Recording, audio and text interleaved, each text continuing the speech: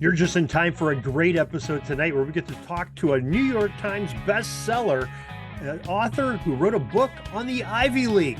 It's The Ancient Eight with John Feinstein, and John's up in just a moment to tell us all about his latest book. This is the Pigskin Daily History Dispatch, a podcast that covers the anniversaries of American football events throughout history. Your host, Darin is podcasting from America's North Shore to bring you the memories of the gridiron, one day at a time. Hello, my football friends. This is Darin Hayes of pigskindispatch.com. Welcome once again to the Pig Pen, your portal to positive football history, and welcome to another edition where we get to talk to an author. And this author is quite an accomplished writer, quite an accomplished author. I don't know if I've ever spoken to anybody that's wrote 45 books on sports, and well accomplished because he has a couple New York Times bestsellers with some of these books. And we're going to be talking about football from where football originated, and sort of a little bit different twist to it. His name is John Feinstein. John, welcome to the Pig Pen. Darin, thanks for having me. Appreciate it. Yeah, I appreciate it too. Why don't we start off? Let's give the title of your book and where folks can get a copy of it. Well, the title of the new book is The Ancient Eight. It's about Ivy League football, focusing mostly on last season, but also about the history, as you mentioned, which is remarkable. You can get it anywhere, bookstores, Amazon.com, BarnesandNoble.com. And if you're an independent bookstore fan like I am, at any independent bookstore.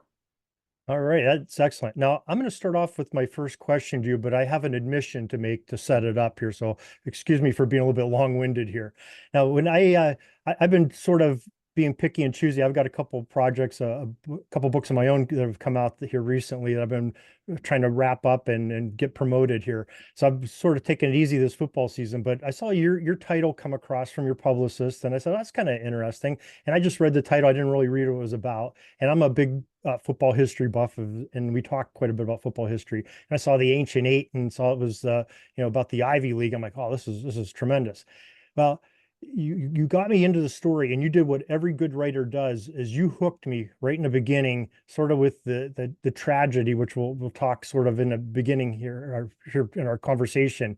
You hooked me, and I was stuck reading. It's one of those books I couldn't put down until I finished. I read it in just a few days, and I appreciated it, and I appreciated what you did to reel me in. Maybe not your average reader that would read that book on modern football history, but you really brought me into it. So I appreciate that. So thank you. What was your interest in writing on this subject? Well, it goes way back. As I mentioned in the introduction, I grew up in New York City and used to ride the #1 train up to Baker Field on the tip of Manhattan and watch Columbia football. Columbia wasn't any good in football back then, but you could pay $4 and sit on the 40-yard line and see very good football. And so I've been an Ivy League football fan since I was about 10 years old, to be honest. And when I left New York to go to college and into the Washington Post, I continued to follow the Ivy League in both football and basketball, and loved to write stories in the Post about Ivy League athletes, because without stereotyping, you don't meet a lot of them who aren't real bright and articulate and able to tell stories. So I always enjoyed doing that. And about 20 years ago, I did a book called The Last Amateurs, which was about Patriot League basketball. None of those kids played in the pros, but they had stories to tell. One of the things I learned when I was at the Post, I was a night police reporter and worked for Bob Woodward. And one of the things Bob taught me was you don't have to be rich and famous to have a story to tell. Most athletes have backstories, have good stories about how they got to be who they became, whether they were NFL superstars or whether they were Ivy League football players. And I suggested to my editor about a year and a half ago now that I do a book on Ivy League football. And he loved the idea. He had read The Last Amateurs. He read my book on Army, Navy, a Civil War. Again, none of those guys played in the NFL, but they had wonderful stories to tell. So he said, let's go ahead and do it. And this book is the result of that.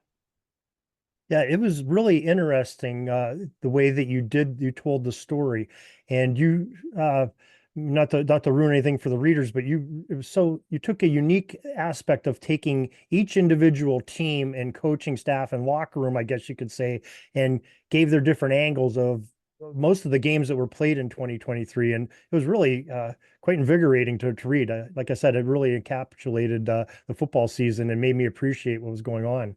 Well, I appreciate your saying that. The access that the coaches and the players were willing to give me made the story, allowed me to write the book the way I did from inside. That's what I like to do. I like to go places where most readers haven't been or don't have the opportunity to go, and take them there. I started doing that when I wrote A Season on the Brink 38 years ago because of the access Bob Knight allowed me to his Indiana locker room. And the Ivy League coaches were exactly the same. I had total access. I was in the locker rooms during games, before games, after games. I was in team meetings. And again, not surprisingly, the kids were wonderful. I interviewed 82 players from the 8 schools. And I can honestly say every interview was good. I came away from each interview saying, I got to write about this guy.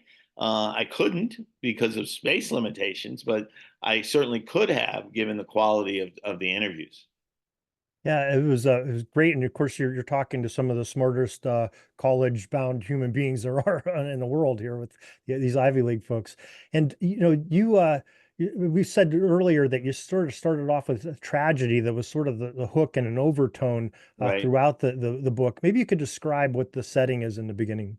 Well, when I first came up with the idea, one of the first people I talked to was Buddy Tevens, the coach at Dartmouth, who I'd known for years and who I'd written about, and who was always great to me. And we had a long talk about the book idea, and he was very enthusiastic. In fact, I still have an email he sent me after that conversation saying how much he was looking forward to Dartmouth being part of the book.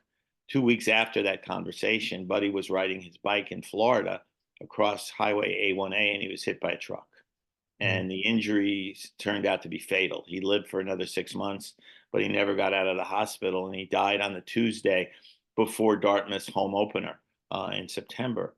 And I was in the locker room that Saturday, and I can honestly tell you that the talk Sammy McCorkle, who was then the acting coach, is now the full-time coach, gave to his players. I still get chills just thinking about being in that locker room and listening to Sammy and the players that day.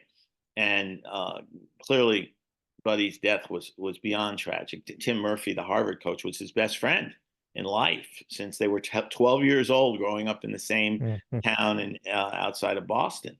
And Tim was devastated. Clearly, I mean, everybody Mhm. was, but Tim had known Buddy longer and better than anybody, and visited him in the hospital when he was eventually moved to Boston. He actually visited him in the hospital the day afterwards in Florida because he and his wife were down there, and they drove 5 hours to get to the Mayo Clinic to see Buddy after the accident took place. And that's very much a part of the story. Tim Murphy's last year at Harvard, how he dealt with his best friend's death, how the players dealt with their coach's best friend's death, how the Dartmouth players dealt with the whole thing. And remarkably, after being picked sixth in the league, even before Buddy's accident, Dartmouth ended up tying for the league championship with Harvard and Yale.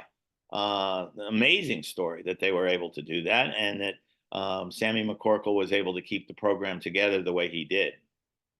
Yeah, I mean that was the tragedy and the overtone and how the folks reacted to it and respected Coach Stevens, and just the respect from all the coaches and the players from out even these are their rivals, these are the guys that they play and Right. are bitter enemies from the 19th century against, and these guys had such Exactly. respect, and not only Coach Murphy but all the coaches and the players that you referenced in there and interviewed.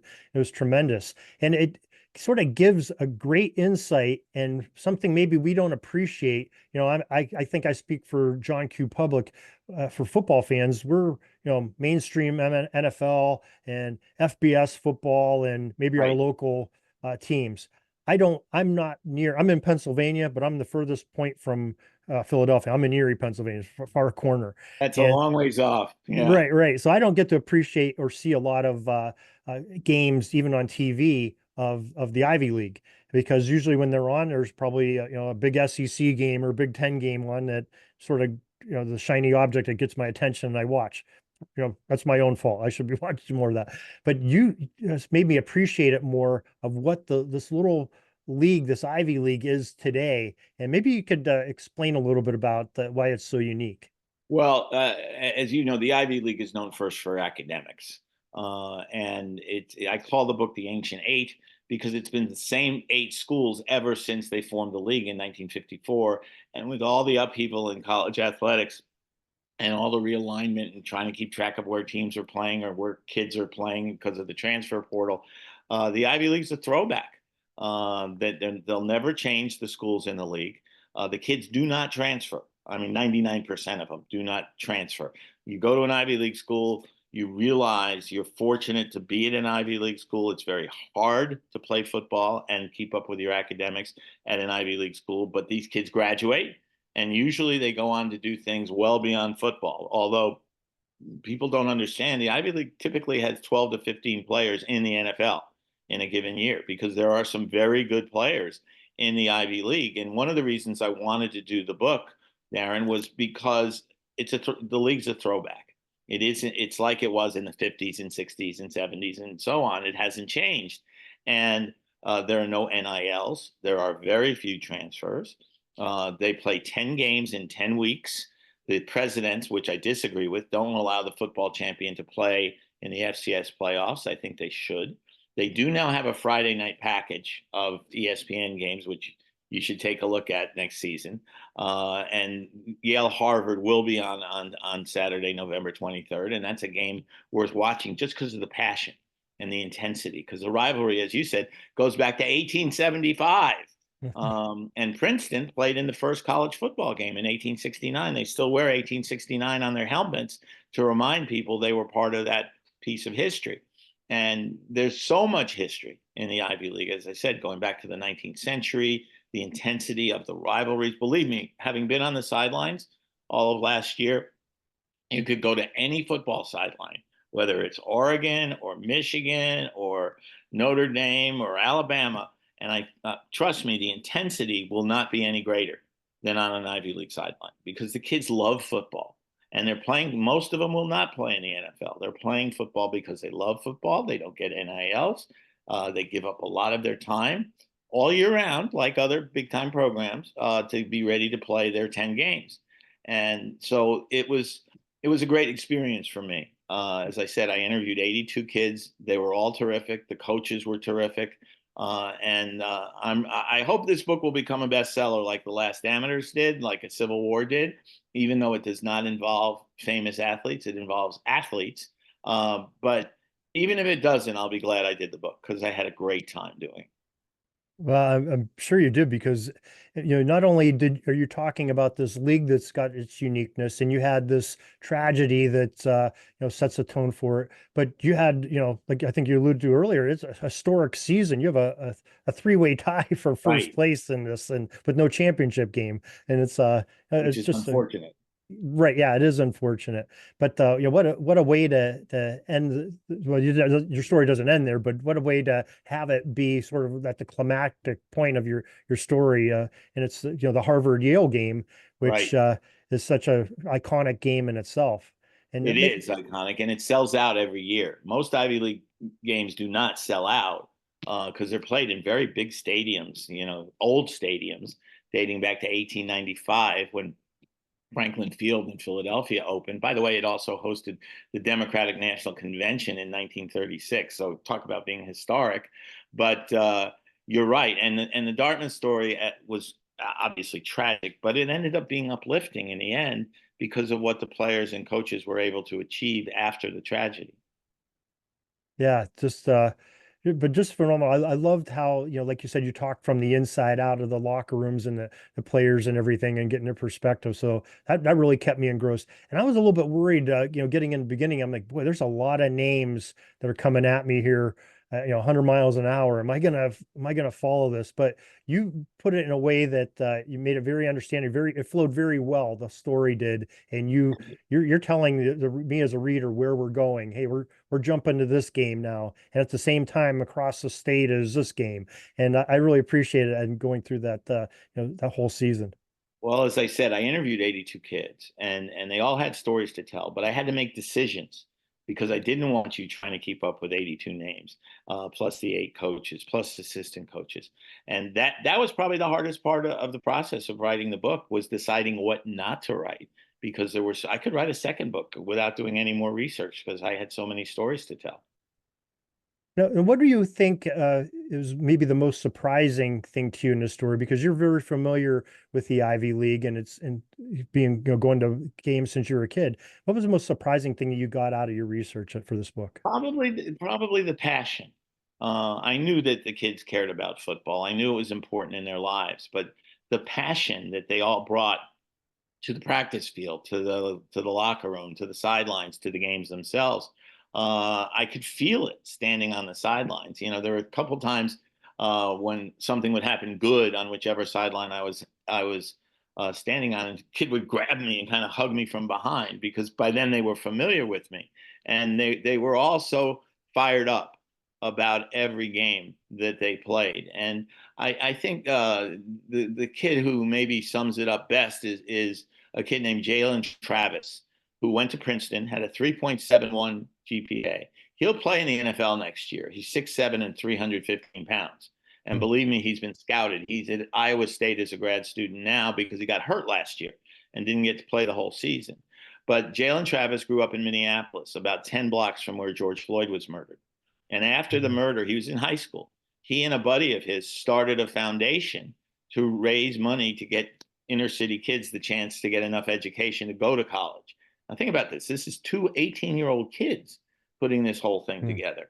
And he made a comment to me that when he decided to go to Princeton, his brother went to Yale. Really dumb family, right? I'm sorry, he went to Harvard, excuse me. It's pretty much the same thing. But he decided that he was going to go someplace where he knew he would have two full-time jobs, playing football and getting his degree, which he did, as I said, 3.71 GPA. That's what Ivy League kids do. They make that conscious decision to go to a place where it's going to be harder academically because you're going to be expected to graduate, because graduation is going to be important. Your major is going to be important, whether you go to law school, med school, Wall Street, whatever it might be. They all work at it. And yet they are very passionate about their football. Yeah, that's definitely comes out through your story, and I can tell just by reading it and talking here today that your passion it's caught on to you too, and it's definitely Absolutely. evident in your work. So that's a sign of great writing. So much appreciated there. Now told you earlier, I maybe I dismissed it too early that you didn't have history in the book. You come out like chapter 13 or 14, somewhere in that near the back third of the book. You start hitting me with the history of the Ivy League and really the beginnings of college football history itself, the beginnings of football history in America. So maybe you could maybe talk a little bit about that. What got you excited about that?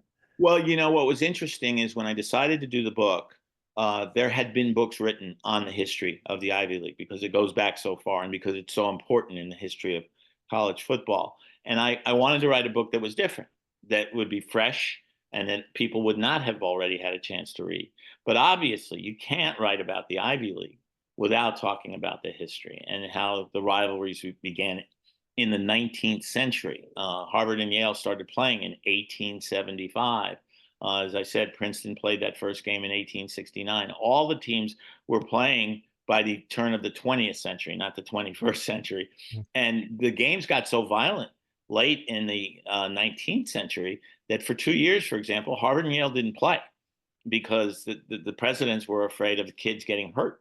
And there were also fights in the stands and outside the stadiums because it was so violent. And it was finally President Theodore Roosevelt, who was a Harvard grad, in 1905, called together all the leaders of college football and said, we've got to find a way to keep this game going because he loved it, but without people getting seriously hurt. And that's when they made some adjustments to make it less rugby-like. And then the Ivy League brought in the forward pass.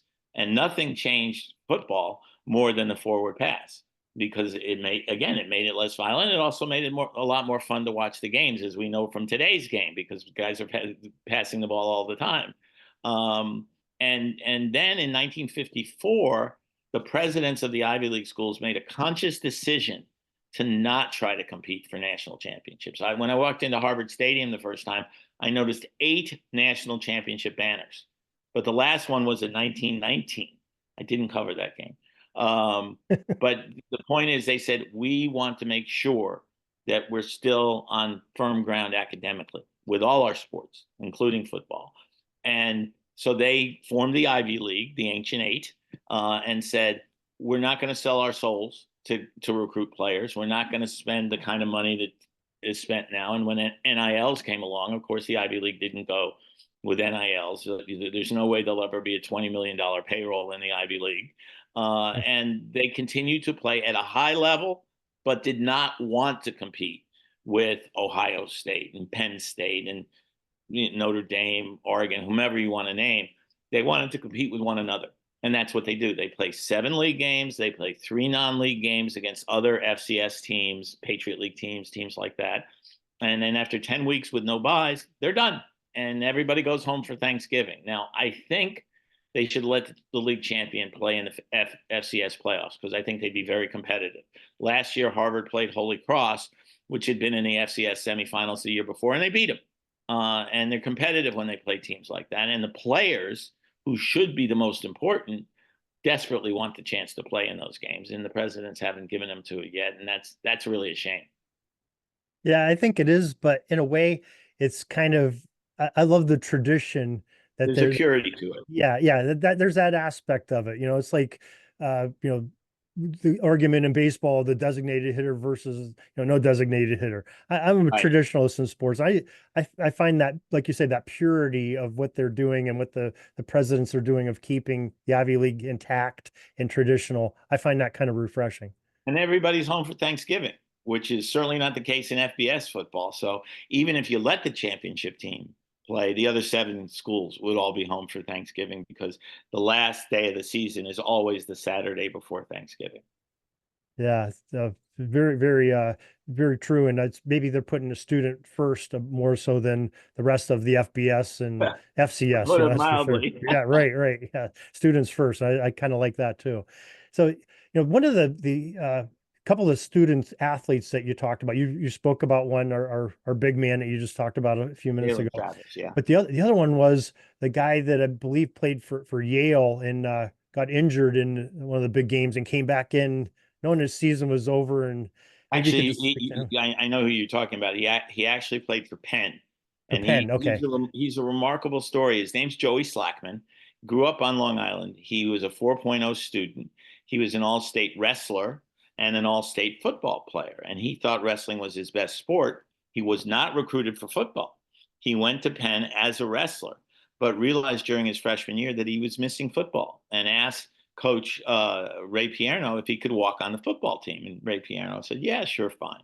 And he walked on. And to make a long story shorter, he ended up as the defensive player of the year in the Ivy League as a senior and was recruited by the University of Florida and many others to come play as a grad student during this season. But during their game at Harvard, he separated his collarbone. And it was a serious injury, and the doctors told him, you're done. You can't play the rest of this game, and you can't play next week against Princeton. And he understood that his college career was over, but the game went into overtime. And when it went into overtime, he said to Ray Pierno, I'm going back in. Don't try to stop me. I'm not ending my career on the sideline. He went back into the game. He made a goal line tackle in the second overtime to push the game to a third overtime. And he said to me later, I knew my career was over at Penn, that I wasn't going to be able to play the next week because he needed surgery. But I wasn't going out on the sidelines. I was going to go out on my own terms, no matter how much it might hurt. Remarkable young man. Yeah, that story I think really tells what the Ivy League's about. Their dedication to team first, and by the players, that is, Yeah. team first, and the sacrifices they're willing to make on their bodies. Where you have kids in the FBS that won't play in a non-championship bowl game because hey, they're pro career. So I Right. just found the whole thing refreshing, and I'm glad you were able to tell that story of this league and these players and coaches and everything that happened in 2023. It was certainly a lot of fun, as I said before. And like with my Army Navy book, like with my Patriot League book, I have no doubt that I will still be in touch with many of them for years to come. And that is a very fun part of the project. Yeah, football is about relationships, and all sports are, and that's a great thing too. That's glad you're be able to experience that too with these guys. Now, John, why don't you tell us one more time, title of your book, where folks can get it? The title of the book is The Ancient Eight, a look at the modern Ivy League. You can get it at Amazon.com, BarnesandNoble.com, any bookstore. If you walk into a bookstore somewhere and they say, "Oh, we don't have the book yet," yell at them and tell them to order it. But most bookstores will have it now, especially since it just came out this past Tuesday. Well, John, we really thank you for joining us here today, and we thank you for preserving football history in your book and your many books on sports. We appreciate that and appreciate your time today, sir. Thank you. Thank you for having me. It was a pleasure.